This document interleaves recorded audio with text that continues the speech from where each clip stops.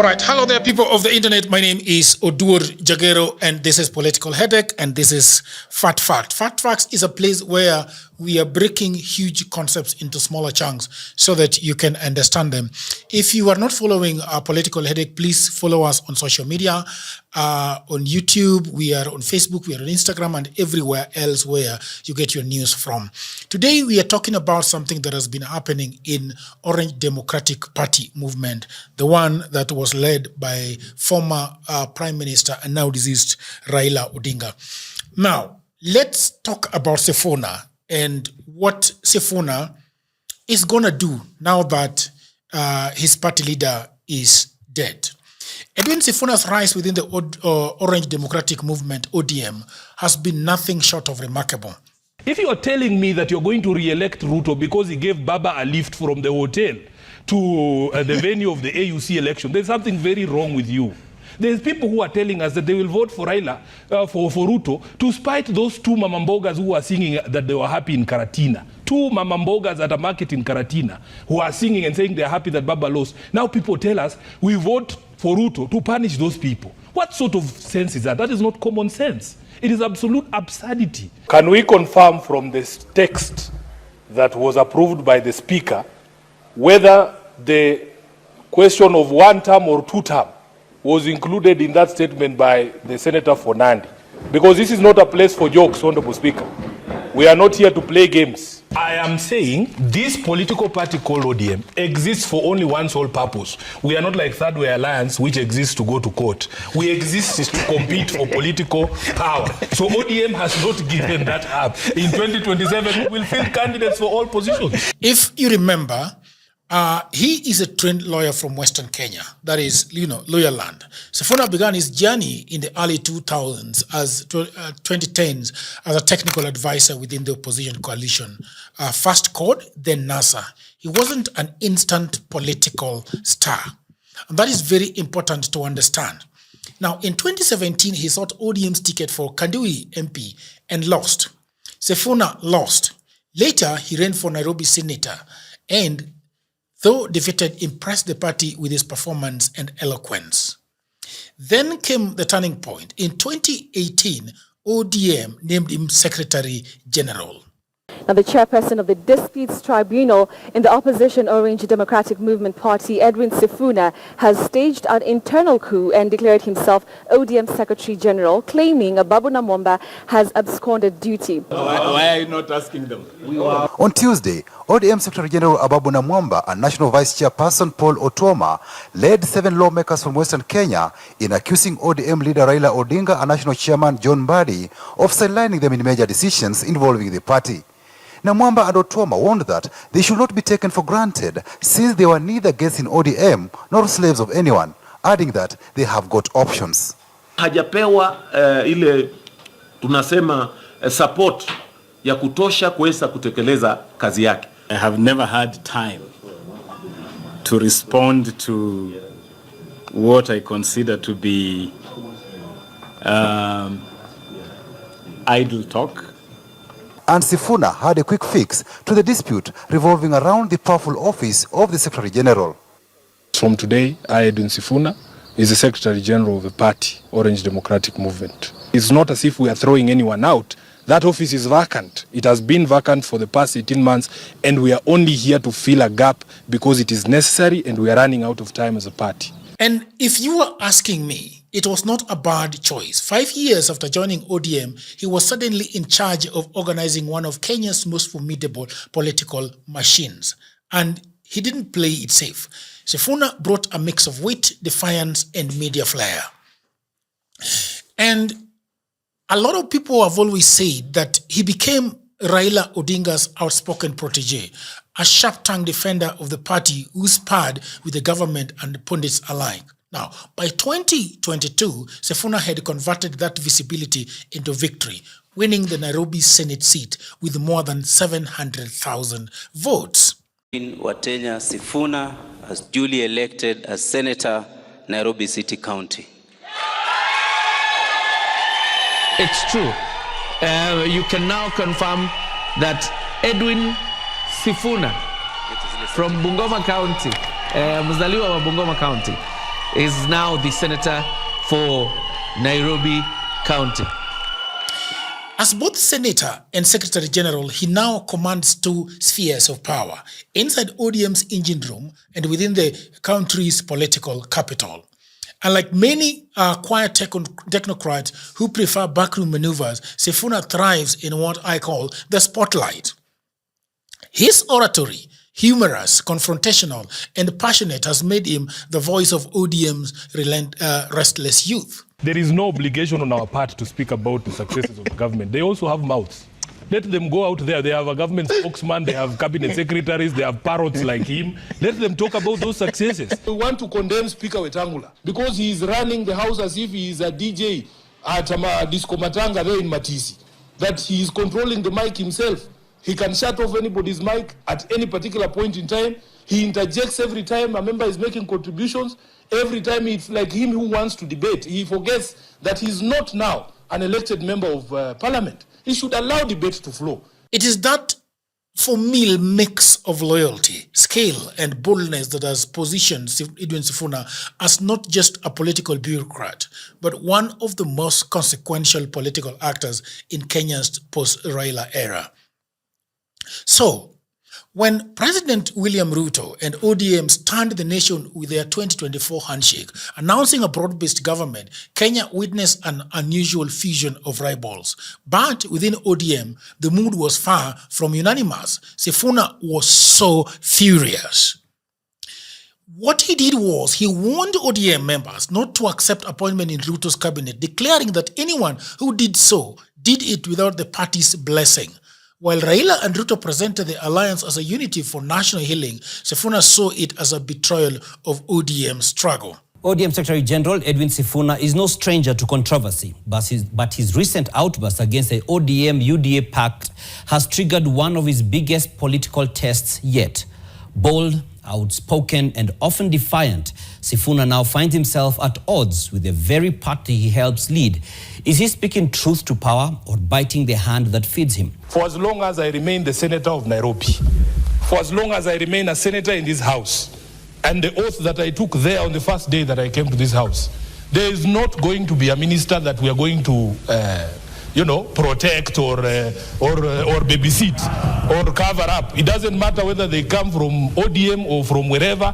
They are there to serve the public, and we will call them out, Honorable Speaker, as we have always done. So, Honorable John Mbadi, I will call him by his name. Even in the presence of President William Ruto himself earlier this year, Sifuna did not pull his punches. Lakini kuna zingine, Mheshimiwa Rais, msemo wa Swahili, mwiba wa kujidunga hauambiwi pole. Kuna watu kwa serikali yako kazi yao ni kushika handball kila siku. Wakati unaongea mambo yangu Sifuna, ujue mimi ndio mwanzilishi wa ODM. So unaenda pole kidogo. Yes. His words were fire. If you are tired of ODM, go to Ruto's party. That defiance shocked even his own colleagues.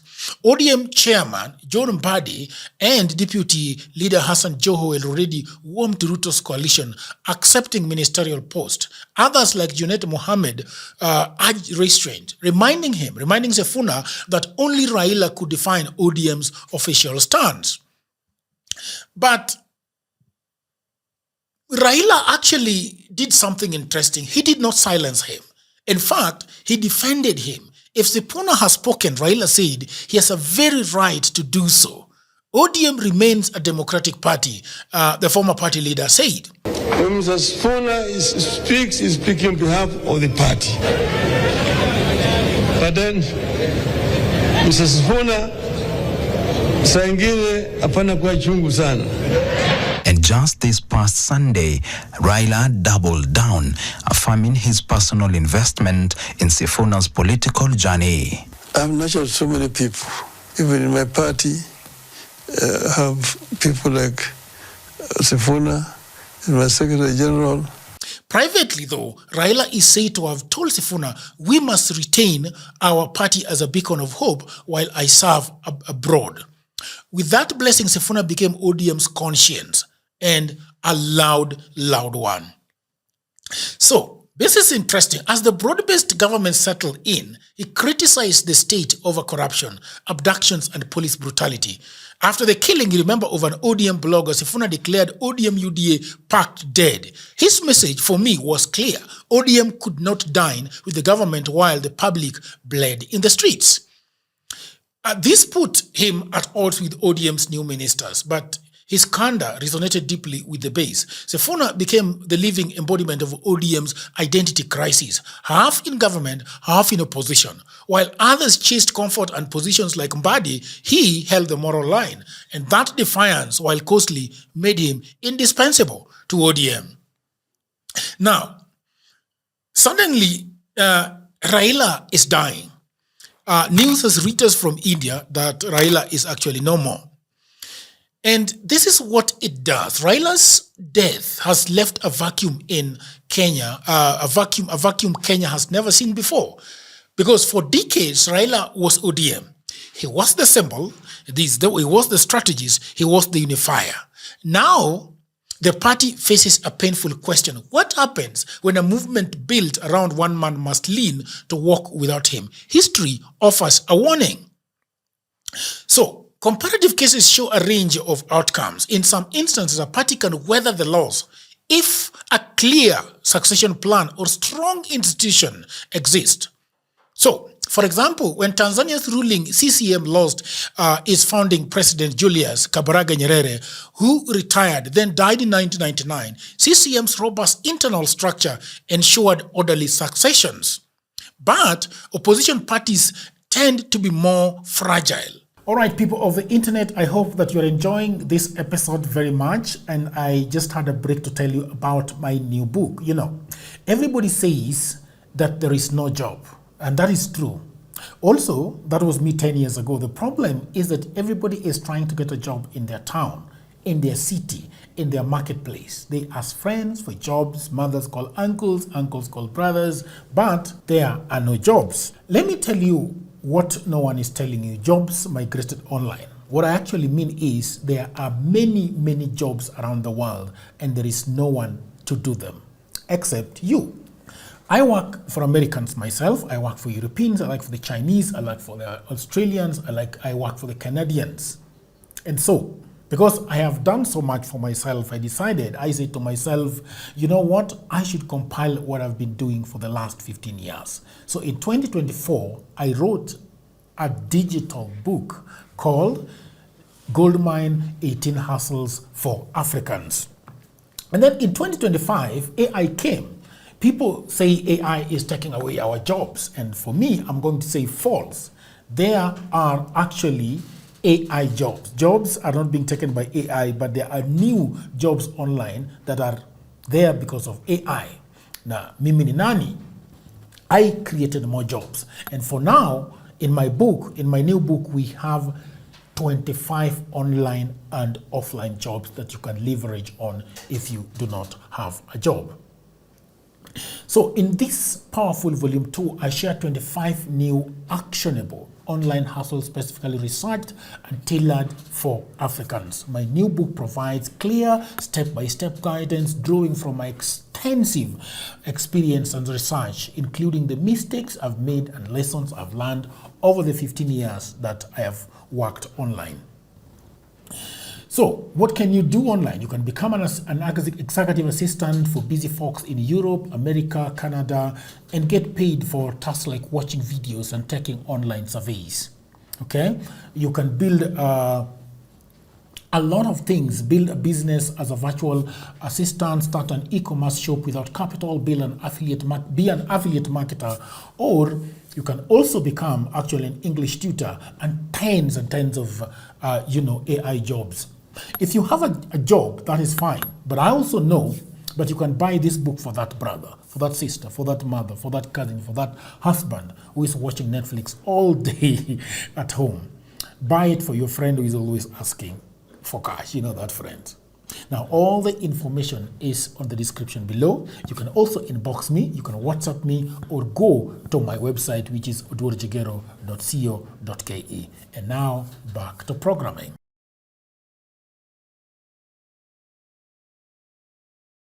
Let's look at Zimbabwe. Zimbabwe's MDC, for instance, splintered after leader Morgan Tsvangirai death in 2018.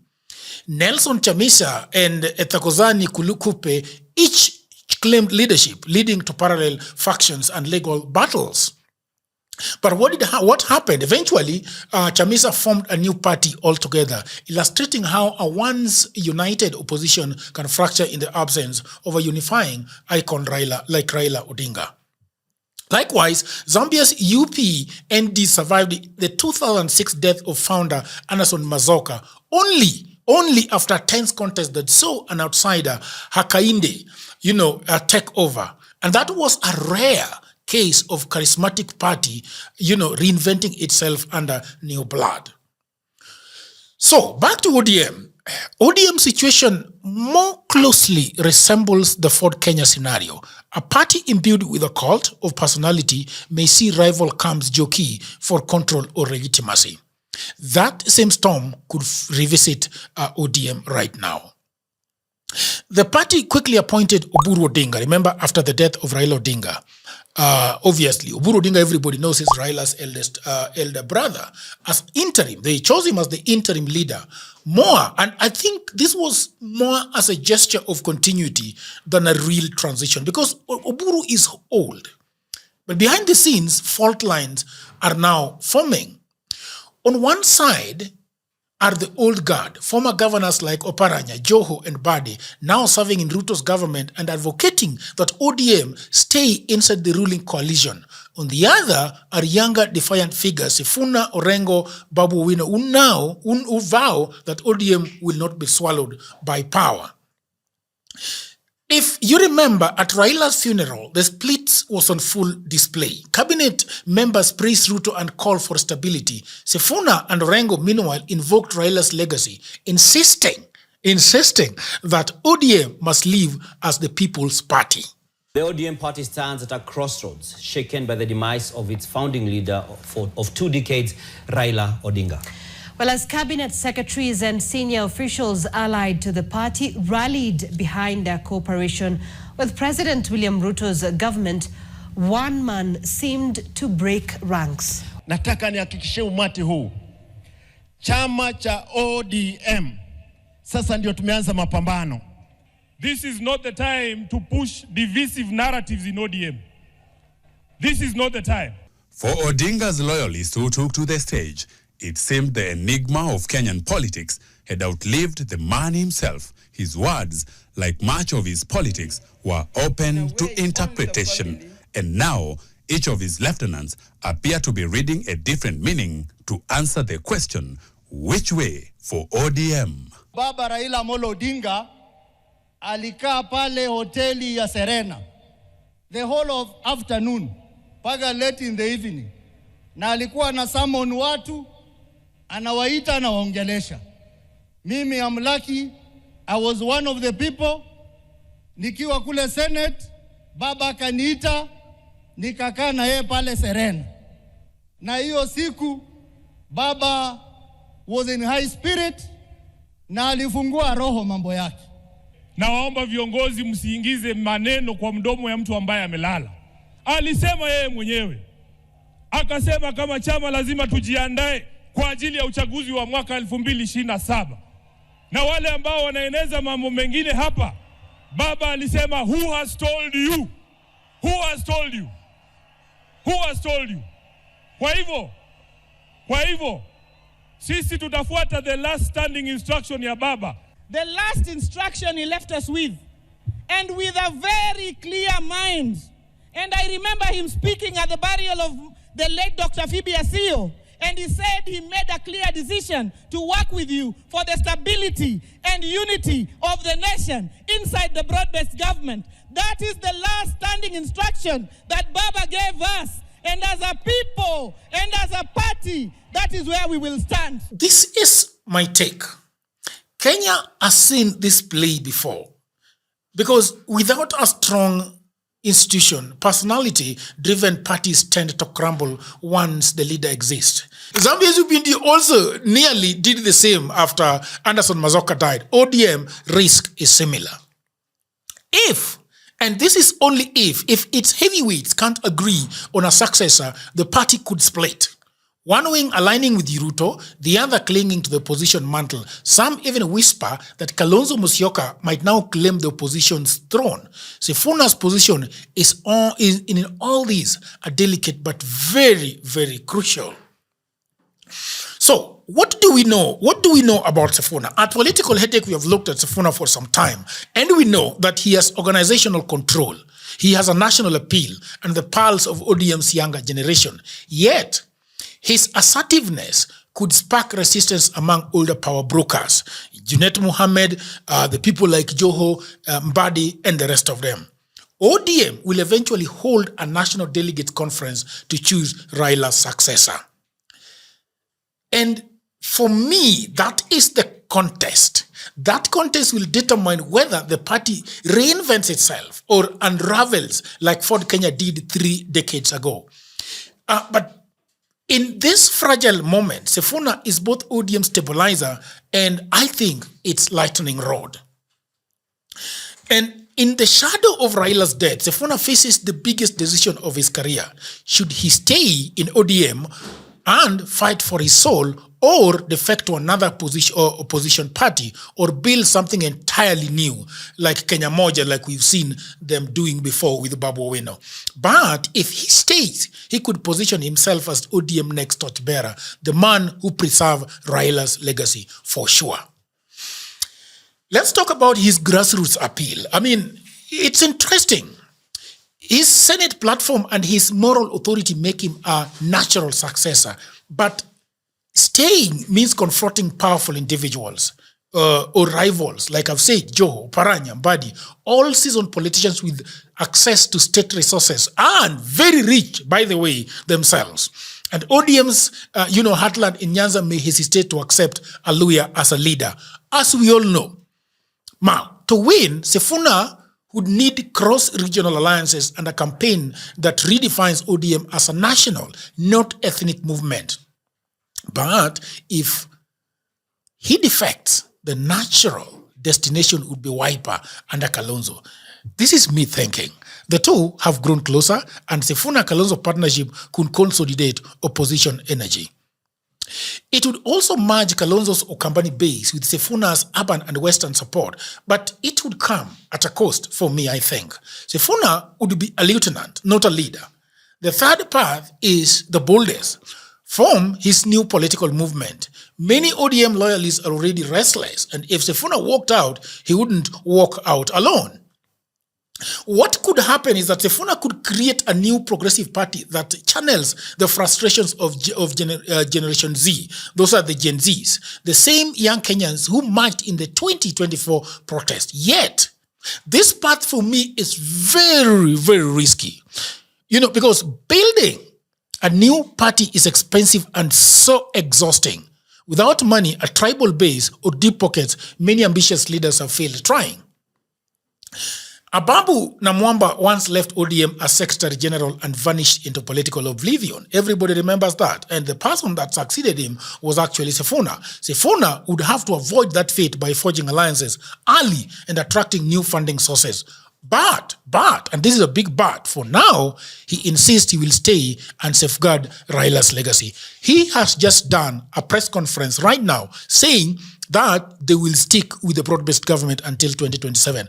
And if you look at the people that are around him and surrounding him, those are people Sifuna does not actually like. He looks like somebody who is reading that press conference, that press release under duress. But if ODM's democracy collapses under pro-Ruto pressure, even the most loyal soldier may be forced to find a new battlefield. Now, whichever route he takes, one truth stands: Sifuna has become a political force who cannot be ignored.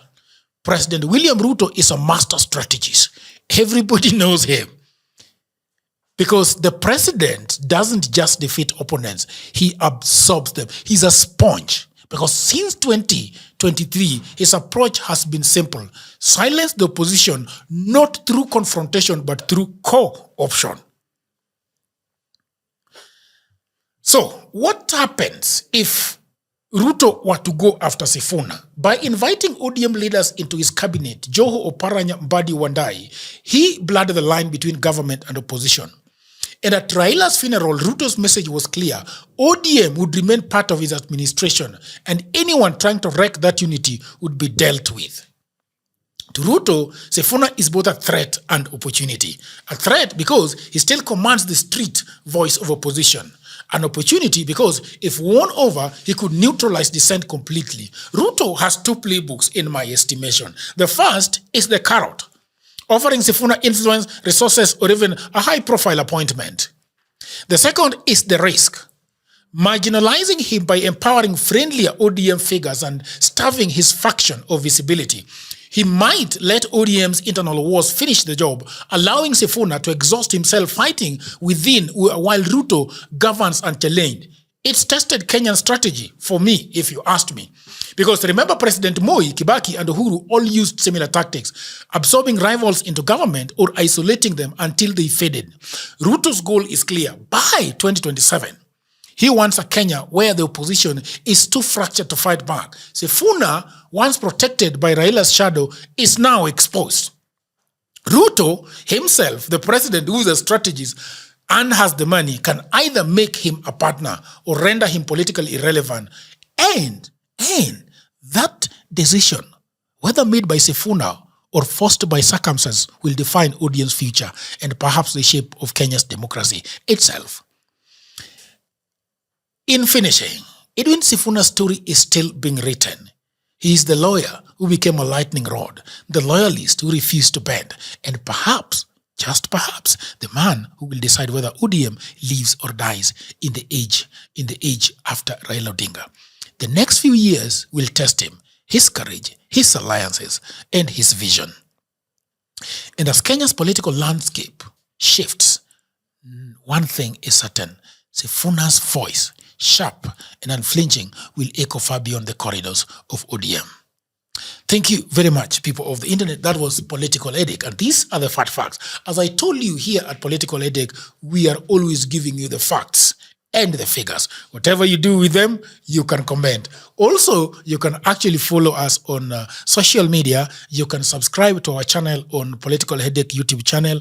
Hit on that little notification so that when something like this comes around, you will be the first person to be notified. Thank you very much for joining me on the Political Headache Fat Facts. Until another episode, bye for now.